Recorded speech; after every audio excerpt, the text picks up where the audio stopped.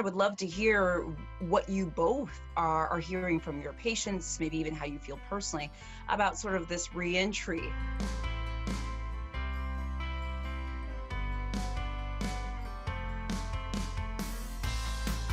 I'm seeing that not just everybody, but even me. I'm really nervous about it because, I think that people just aren't really ready to return to their old lives.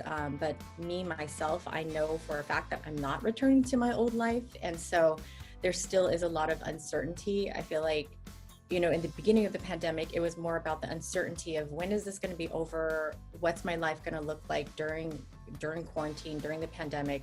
And now it's another step where it's like, okay, now life is going to change again. And what is that going to look like? And there's a lot of uncertainty there too. I think I'm hearing a lot of the same. The effort is really to help people feel comfortable with feeling uncomfortable, right? That we have to kind of practice tolerating that discomfort and tolerating that uncertainty.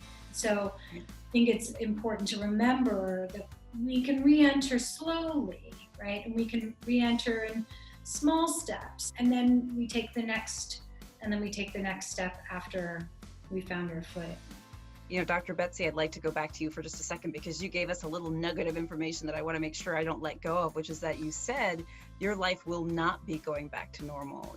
What do you mean by that? I think that when the pandemic started, I looked back at my old life and I felt so trapped. I felt like, every hour of my day was used for something. So I would wake up in the morning and drive an hour to work out, see my clients, drive home. And every single day it was like that without stop. And it was really scary to make any changes whatsoever. So after the pandemic started, I realized wow, my life was just insane. And, so lots of changes. I closed my physical practice and I'm only seeing clients virtually.